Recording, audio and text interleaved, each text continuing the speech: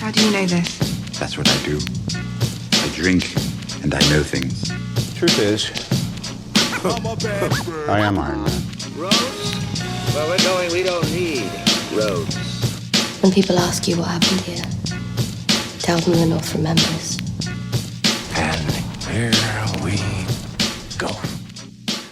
Welcome to Not Another Movie Pod. I'm Zach Williamson with Luke Goosens today and back with Ross Cutsforth.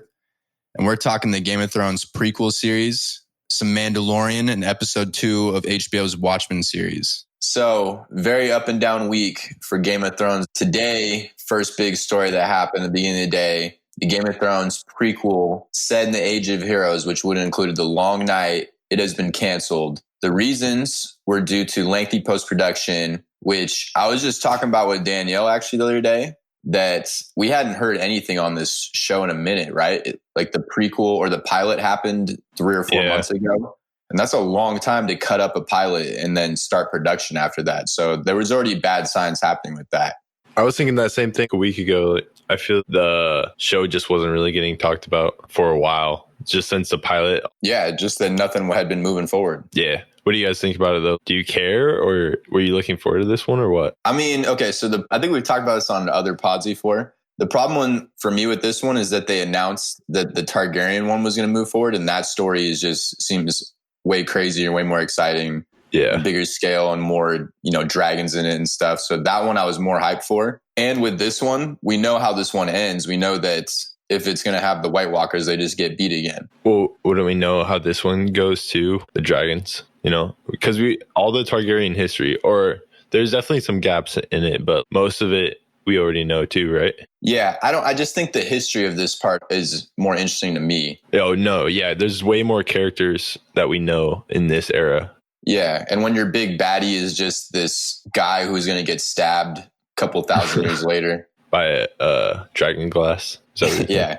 I want to see them do White Walkers better, though. That is one thing I was looking forward to out of that show. But I'm not too sad about it because, just like we were saying, there's not a lot of characters that we know about in that era, just a couple. But it would have been cool to see them work with more of a blank canvas and be able to create almost a completely new roster of characters. Yeah, I think from what I heard too is that this was the 5th show. There was originally 5 ideas and this was the 5th one. Oh, really? Okay. That was pitched later. And it had a lot to do with that the HBO, the person who approved it at the time, he wanted to build a show pretty much around the hype with the White Walkers and the Starks. And that was one of the reasons why. Whereas from what I've heard is all the other shows were kind of based off stories that are already a little more filled out. Yeah. We only know about 2 of them right now. And I guess it's following that trend, but we'll see. Yeah, we'll see. And there was other stuff too, obviously, that must have gone bad with this one for not to move forward. The report today said there was other issues during filming. And I heard, and take this with a grain of salt, but this is definitely still a rumor too, that one of the reasons is why they were trying to be more diverse with this show. And the problem with it is, it's in Westeros. It's mostly white people. And for this, they cast all the children of the forest as black people in their effort to make it, a little more diverse. Well, I mean, couldn't the children of the forest been black or white, right? Or any color? Yeah, they could have. But I think from this rumor, too, is what they're doing is they were going to retcon it and say that the children of the forest were indigenous people at one point. Oh, always looked like that? Yeah, and then were that and turned into this. Oh, fuck, dude. Yeah, which would be bad. That would not be the route you want to go. Yeah. And a lot of these other shows that they could greenlight would have way more diversity, especially if you get Essos involved. Oh, yeah. Yeah, there's other directions you can go if you want to go that route, dude, There was a couple of black characters from the books that were really cool that they left out of the main Game of Thrones show that I was kind of disappointed. Like Strong Belwas, he's a pretty dope character in the books, and they didn't include him. Yeah. I wish they would have. But yeah, just having all your characters, then they're under green paint the whole time. That's not the way you want to go if you're trying to be more diverse. And I'm sure as we go forward, I would love to read this pilot once it leaks online. It's going to happen eventually. Find out what else was wrong with it. You think so? Oh, yeah. I mean, all the Game of Thrones ones that were always leaking. Yeah, could happen. Nothing more on that prequel. But then also what happened today, HBO came out and straight up said that they are moving forward with the Targaryen prequel that got announced with the whole HBO Max slate. That was their final big announcement. Best part about this, I thought, Miguel Sapochnik, He's going to be one of the directors. He's going to be one of the showrunners too for this. He's going to direct the pilot. He's going to direct a bunch of episodes in it. He, I think, is the best director they had on the show. He did Battle of the Bastards, Hard Home, The Long Night, The Winds of Winter, just a bunch of really good episodes. And the problem is, if there was any problem with this episode, I don't think it was the directing. Definitely not. No, yeah, I thought he was definitely one of my favorite directors throughout the main Game of Thrones series. Who do you think else would even be up there, like David Nutter or a different director? Nutter had really good episodes, but I think as far as just getting the battles, and that's what this show is going to have a lot of, doing the Targaryen dynasty. Yeah. And this is the right guy for that. Oh, definitely. Especially if he brings the same crew on with him that he was able to work with on Game of Thrones. That would be really beneficial to just whatever he creates. Yeah, definitely. And just like with some of the stuff that he had to deal with D&D, with stuff that he wanted to do with his episodes that he wasn't allowed to do, it's cool. He's going to get his own freedom with this one. Yeah, pretty cool. I'm excited for it. For the listeners who don't know, George R. R. Martin is co-writing the story with Ryan Condal, who's also going to serve as another one of the showrunners. So they got a good crew behind this. What is some stuff that Ryan does? I'm not too familiar with him. Ryan Condal. So he wrote a show called Colony, which George R. R. Martin was a huge fan of. That's how he found him. Oh, okay. He's going to write the screenplay to Highlander, a remake, I assume. For movies, he's written Rampage, Hercules 2014. With The Rock? Yeah. Plurality and Paradise Lost, which I don't know what those movies are. So some pretty trash shit. Well, for movies, maybe he's more of a show writer though. I've never seen Colony, so I can't really speak on it. Yeah, I've never seen Colony either. But those other ones, I guess I haven't really seen any of those but Rampage. Yeah, it says that's generally favorable reviews, the show. But I've never seen it. But if George R. R. Martin likes this guy, then I'm good with it. It's fun. I'm excited for the Miguel Sapochnik aspect of that little crew right there. Yeah, for sure. Oh, the last thing too, this one has been ordered straight to series, so there'll be no pilot. You don't have to worry about it getting a pilot and then getting canned a couple months later. That's sick. Yeah. All right, so that's it on our Game of Thrones talk. If you want to hear more into what the Targaryen show called House of the Dragon is going to be about, we dropped an episode a month ago discussing everything that happens between Aegon's conquest and the Targaryen civil war known as the Dance of Dragons. We also did one of the rumored Doom of Valyria show that's in development. And I know people want us to discuss the D&D drama, so we're going to drop a mini pod later this week discussing all the David Benioff and D.B. Weiss stuff with their controversial panel and them exiting Star Wars, which is still in development as of tonight. And Ross and I finally found the audio for that Austin panel, so we're going to transcribe it ourselves and see if that viral Twitter thread from an account called 4Arya is a little biased, because I've been hearing some of the stuff that she posted. Although it had some truth to it, it was slightly spun to make him look a little more negative. And we're not D&D defenders or anything, but we just want to make sure we get this fact straight, so we're going to report it to people. So we're going to gather all that and report on the next pod. And the Star Wars stuff is getting pretty crazy. Some of the trade sites like Hollywood Reporter and Variety are digging into it right now, into that story. So we're going to wait for all the facts on that.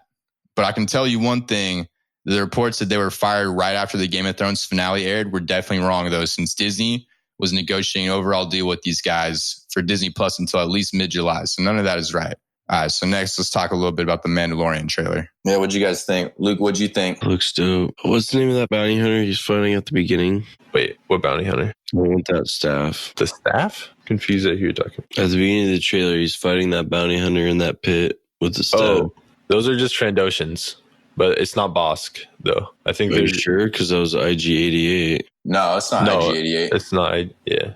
He's an IG-88 droid, but he's not the one from Empire Strikes Back. So that's IG-11, and that one's played by Taika Waititi. Yeah. In Star Wars universe, there was the IG series, and there was the assassin droid. There was the assassin droid, but there was a group of 5 of them that got their own thoughts and ditched. And I think that IG-11 is going to be another one of those. The first one was IG-88 that we know about. Okay, well, same shit. They're making duplicates of these guys. Make us feel all fucking nostalgic. No, not the Trandoshans, though. The Trandoshans were... Yeah, he was one of the bounty hunters, dude. Yes, he was. Oh, Bosk is a Trandoshan, yeah. But he's from a planet called Trandosha, and there's a ton of Trandoshans from there. So I think it was one of those other Trandoshans. I'm sure, but we only know them as bounty hunters. That's what everyone recognizes them as, right? That's pretty much what the whole planet is kind of known for in the Clone Wars and stuff. They have a warrior culture, but so are the Mandalorians. All the Mandalorians kind of have a warrior culture. Yeah, they're feared throughout the galaxy. Yeah, as bounty hunters and just warriors. Very recognizable with their armor. I mean, what about you, Ross? I liked it. There was a bunch of cool races in there. The Trandoshans in the beginning, and then the Jawas riding the dewbacks on the hills up there was pretty sick. So that must be like Tatooine, right? Because they're riding dewbacks. Definitely the Outer Rim. I think Tatooine is going to be a big factor, and this looks like Tatooine. Yeah. And then the B2 super battle droids were cool in the background in that one shot. Yeah, I think that's got to be a flashback, right? Because why would the Empire after Return of the Jedi be using B2 battle droids?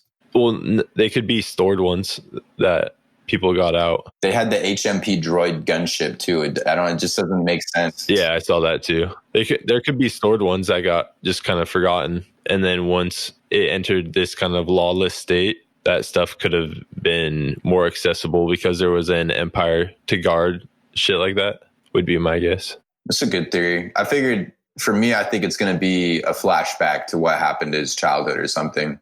Yeah. I don't know. Was Mandalore attacked during the Clone Wars? Yeah. You mean the Death Watch attack on it? I just meant by like the Separatist unit. I don't know when they got attacked or anything. I was asking you. Oh, yeah. In the Clone Wars, so that would be the prequel era.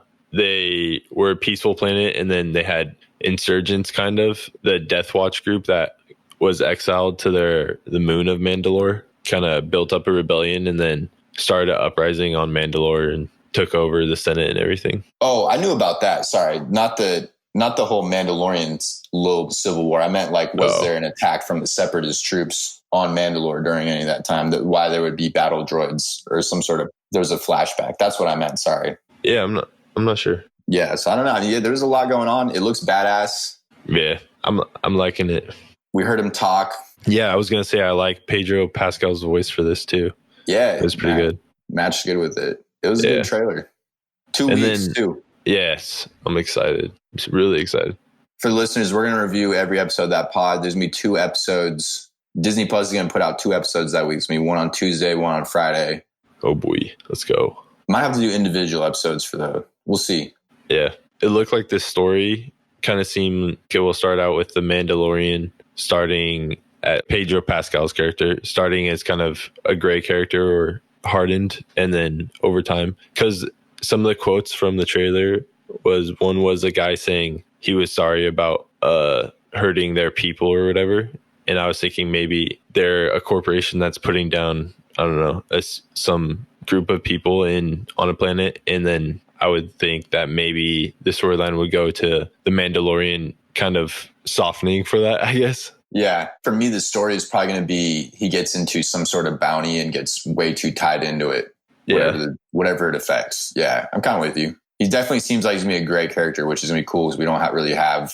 It's always light side, dark side in the Star Wars universe. Yeah, true. I think that's pretty much it for me. Yeah, I don't have anything else on it, really. Sick. So next we're going to review Watchmen Episode 2. If you're behind, go watch the 2 episodes on HBO and listen to our last episode where we recapped everything you need to know about the graphic novels and our Episode 1 theories. And then come back to this one. If you're not into the show, thank you for listening. Drop us a review on iTunes and follow our Twitter @NotAMoviePod. Feel free to DM your questions about any of the topics we're talking about. And we'll see you guys later this week with our next pod. This episode launched with another flashback. It seems like that's kind of what's going to be happening throughout the show, is we're going to see sort of the life of this old man, maybe some other events that kind of make it make sense for why this world is where it is now. Yeah, made it kind of seem like that would be the intro. It's just a flashback because they don't have an intro besides that. Yeah, and this one was cool because that German World War I propaganda they used was a real note, word for word. Yeah, which is crazy. They did so much propaganda shit like that in World War II. They did, and I think it was kind of factoring in for me. No, it's World War One. Oh, sorry, World War One. Yeah, that's what I said. Because in World War II, they're killing blacks. Yeah, my bad. I think they did in World War II as well, but no, they didn't. I guarantee it. Yeah, World War II, they were racist against everyone. Yeah, just to their own citizens. I guess they did propaganda.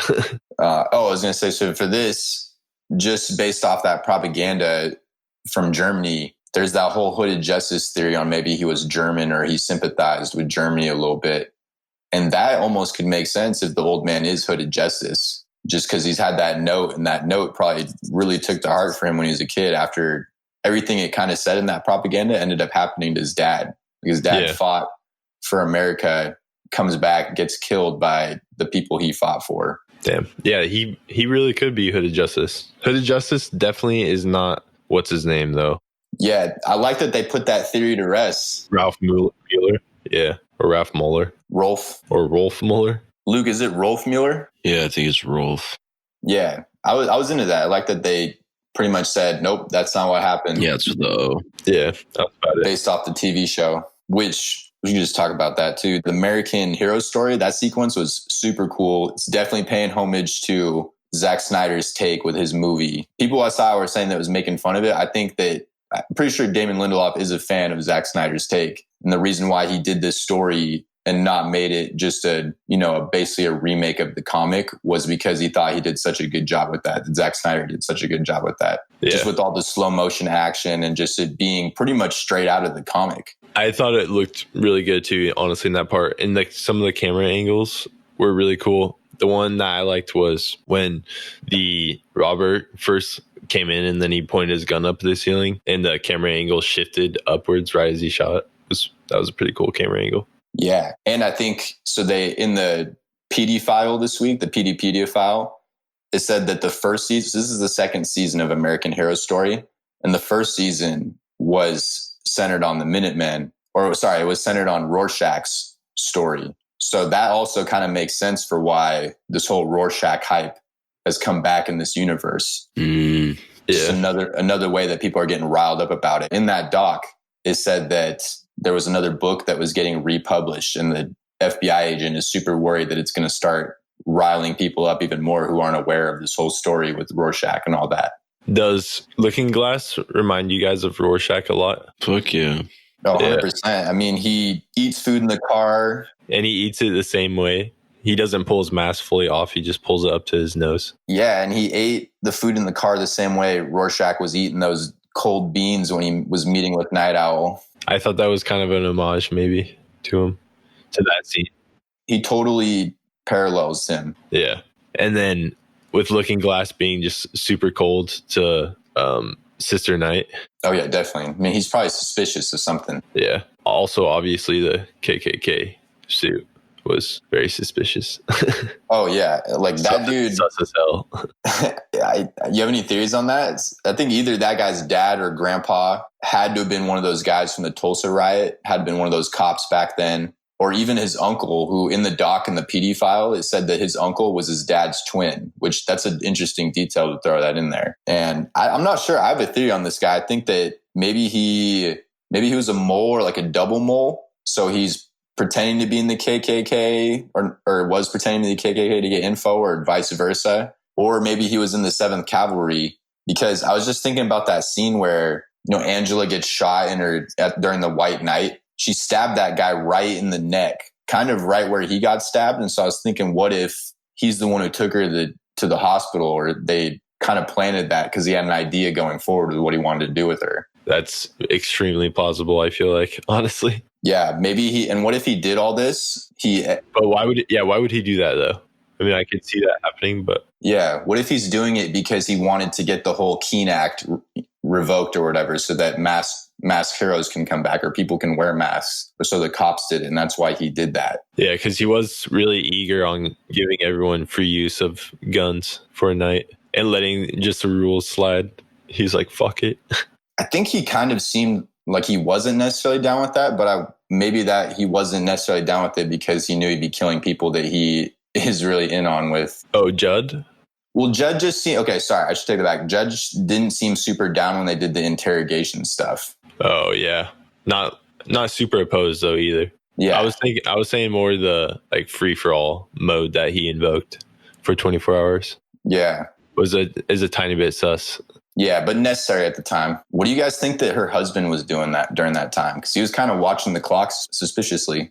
Wait, whose husband? Sister Nite's. Oh, I don't know. Where was he at this whole time? Whatever that happened for him then is going to come forward, because that seems like a detail that this writer wouldn't leave out. Yeah. So what if he's somehow in the 7th Cavalry? Wouldn't that be a crazy twist? Her husband? Yeah, what if he's in it? Dude, I don't know. That seems like a stretch. The actor said he had to get into great shape for this role for some reason. So he had to get into Black Manta shape again. Maybe he just goes in for his wife and helps her, and they're a badass team. We don't know. I mean, her husband, I don't know if this was anything too. I might be thinking way too much into it. When he was wearing the ghost suit, could have been foreshadowing for the KKK suit, or that he's behind something. I don't know. I don't know if I'm on anything with that one. Yeah, I don't know. I disagree with you on that one. I did kind of think about that. I was like, what the fuck? What, the ghost? Yeah, dude, it looked like fucking some KKK robes or something. A little bit, yeah. It was very old school ghost costume. I feel like it could be definitely some foreshadowing. If he was there, he would have had to been the one to kill that other 7th Cavalry member, right? To get her to the hospital. Yeah. Yeah. It's weird that they didn't explain that if that's what happened. Or her husband and Judd were in on something together. Yeah, that's what I'm saying. That's what I think. Okay. What was when that Asian girl goes to the stand and then the guy's like, does she really read these every day? And then the girl's like, do you? Who's the she? Who's she getting the paper for? Does she read? Oh, I'm not sure. I didn't even think about that. I thought that scene just kind of mirrors. Remember how in the comic they always show the newspaper guys that are talking together, and they're just a kind of a side story that talk about the events of the story. And yeah, but they wouldn't have included that if it didn't mean something, right? Yeah. Well, what's your theory? I don't know. I just want to know if you had a theory. I've been trying to think about it for like a day now, and I'm like, I don't know who. They haven't alluded to any woman. Remind me, who was the girl reading the paper? It was like a little girl, right? Teenage girl, I think. Okay, I can't remember that scene. And now. she came out of this nice ass white car. Yeah. And went and grabbed a paper, and then the dude at the stand, he's like, hey, does she really read those things? I'm not sure on that one, Luke, honestly. Or maybe it's Lori. I don't think Lori Blake is in the story yet. I think she's going to show up next week because she's definitely an FBI agent. That's the PDF file confirmed that. She's going to be old then. As fuck.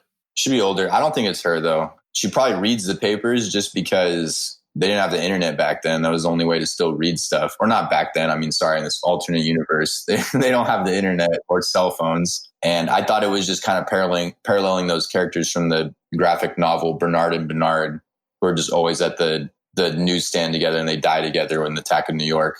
What? I haven't got that far yet. That's sick, though. No, spoiler. One thing that I thought was pretty cool was the scene with, what's his name? Hooded Justice. That was pulled directly from the graphic novel. You guys remember the excerpts from Under the Hood? Yeah. Yeah. The first excerpt has a detailed description of that fight. Oh, yeah. That shit was straight out of Under the Hood. Yeah. Mm-hmm. Yeah. For people that are saying the show doesn't follow the graphic novel very well, I mean, there's some pretty good examples of it pulling straight from the graphic novel. Oh, yeah. That's what I'm saying. I think it even just parallels stuff very good. Even this reveal with the KKK suit is what happened in the graphic novel when Rorschach finds the comedian's suit in Eddie Blake's closet. That's even a parallel with that. There's a lot of stuff. The one thing I'll say, though, that this show so far that I don't think is doing as good with the graphic novel is the graphic novel felt like there's this big world threat. The superpowers are about to start World War III. Yeah. It just felt like a bigger threat than what's happening in Tulsa. You know what I mean? Yeah, it does. It definitely feels more small scale for sure. But we're also only 2 episodes in, so maybe we just don't recognize the scope of it yet. Yeah, for sure. But that's what I just meant. That'd be my only complaint right now. And I really like this show and what it's doing so far. I'm really into it. Oh, I'm liking this show a lot so far. Just all the questions it's raising. It's nice. Yeah. So I was just going to ask, so what do you guys think Ozymandias is really going on? It's got to be he's either in this fake world or he's still experimenting with genetic mutation, because with the clone theory getting confirmed now. Because just remember when he had in the comics, he had that pet cat thing. What was his name? Bubastis. Yeah. So I'm not sure. And then there's the tomato he ate off the tree and shit. There's definitely something going on. And he did the birthday cake again in this episode. That's 2 episodes in a row. Yeah. What do you think the anniversary is of? Fuck, I don't know. What if it's some Groundhog Day and he's reliving shit? Oh shit. He's stuck in his experiment. I don't know. Or Maybe. Dr. Manhattan has him locked in this place. This alternate plane of reality or something. I don't know. There's definitely something else going on, and it just Also, why do Or you say we'll need that body before long when they were taking away that burnt one? he's gonna use those bodies for something. He's scheming on something right now. Yeah, what is this shit? I think either that could be true, or I was thinking maybe even he's just jealous of Dr. Manhattan's powers and he's just trying to recreate that situation so he can also be like Dr. Manhattan. I do believe that too. I definitely think that he's trapped in a world and he's trying to break out of it somehow, or he's trying to figure out how to become Dr. Manhattan and reenact the day that Dr. Manhattan was created. And he's always repeating the last thing Dr. Manhattan said to him. It never ends. Yeah. Yeah. And yeah, he's probably just because, this guy's getting old now. He's still immortal. He hasn't achieved his real goal of world peace and advancement. And on the materials online on the HBO site, it says that because of the squid attack, that, it puts everyone back with technology, and it actually ruined some of the companies that he owned, which focused on future technology. So he hasn't really figured out everything that he wants to do with his life. And it definitely seems that, yeah, he wants to either become Dr. Manhattan or create another one. I'm really on that theory too, that Dr. Manhattan isn't on Mars and he's somehow projecting that shit up there. I think Dr. Manhattan is somewhere else in the universe. I just want to know, how the fuck do you spell Pedia? P-E-T-Y, Pedia. P-E-T-Y, Pedia? E-Y. EY. P-E. Oh. And remember we were talking about it last week? Luke, the FBI agent's name is Petey, so that's why it's called that. No, yeah. I think he's going for immortality because he, like you said, he still needs to achieve his goals and stuff. Yeah, even his clones kind of look like how Dr. Manhattan looked before. Oh yeah, a little bit. When he was just, what was his name? Wasn't it John? Yeah, it's John. John Osterman. Yeah. Janie Slater, yeah. Yeah, bro. And this guy's got to be Ozymandias. Even his horse was named after Alexander the Great's horse. There's so many hints. Bucephalus. Bucephalus. That sounds right. Yeah, that's got to be it. Bucephalus. I think Dr. Manhattan's definitely going to be in the story around episodes 6, 7, and 8, though, just based off their titles. Oh, I have not looked that far ahead. I'm not even trying to spoil myself ahead. Oh, shit. No? Don't tell me anything. It's just their titles. Yeah, don't tell me. In the trailer, there's definitely a blue dude who reaches down and picks up a Dr. Manhattan mask. So it seems like he's coming back at some point, or it's someone or he made a new Dr. Manhattan by this point. It seems like he might be in it a lot, honestly. Yeah, I think so too. It's not really... once you get Dr. Manhattan in this story, it's really going to feel like 100% like Watchmen. Yeah. I think even some of the people who have that kind of problem with it will come around to that. Even though right now, I think it's doing a really good job of doing its own story. Why'd they make a website for this? If the point is, it's just like the comics. So in the comics, there's those chapters in between. There's the under the hood. There's the side stories with all the characters to map out the world. It's the same idea, I think, is what they're doing with this stuff online. I get it. I'm just talking shit. For sure. Okay, let's see. I was gonna say last week, remember one of my problems was just the score, and I thought the music was really good this time. Santa Baby getting distorted. Just that music when she was just beating the shit out of that guy was like that blaring stuff. I thought it really depicted how she was feeling. Yeah. There was that scene too that stuck out for me is when they were doing the American hero story, and then the dialogue kept talking, and it was while Sister Night was driving. That was a cool parallel to, she's feeling the same way as this person. Mm-hmm. Yeah. There was the part where I'd say, I guess that's her great grandpa. He's reaching up and grabs the sign out of the air. That paralleled her at the end when she catches it, when it falls down, when the old man when he disappears, which I was going to ask you guys, what the fuck do you think that is? Do you think Nite Owl was behind that? He must have got out of the FBI, right? Yeah, I was going to ask you guys that too. Does that look? You can't tell what ship it is, though. It looks like a helicopter style thing, but yeah, maybe.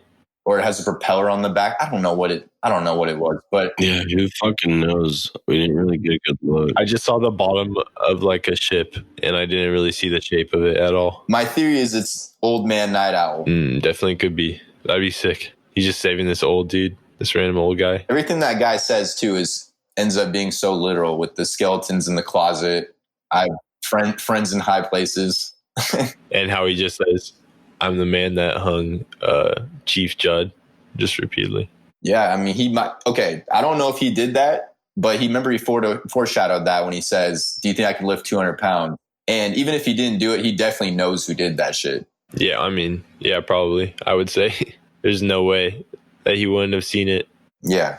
Okay. So Ross, since we get to talk last week, what else are you liking about this show? I really like Regina King's acting. Also, I like her as a Knight or Sister Knight. Yeah, And the one problem for me with her is that I've watched way too much Boondocks that she sounds, and she's one of the voices of the kids. Oh, So really? every time she screams or yells, I'm like, damn, it's hard to disassociate that. But Dude, yeah, her acting is great. I was not thinking, I ain't seen the Boondocks, but her yelling, I was like, Jesus, sounds like a fucking rabid raccoon or something. Go, ah! It's just so goofy and I don't know. I guess fake, yeah. Oh, when she was pissed? Yeah, it sounds so shitty. Oh, you think so? I didn't think it sounded like that bad. I don't remember what part you're talking about though. Bro, everyone who screams and cries it's in any show, it's usually cringy a little bit. Yeah, sometimes. Yeah, I suppose. For the most part. Okay.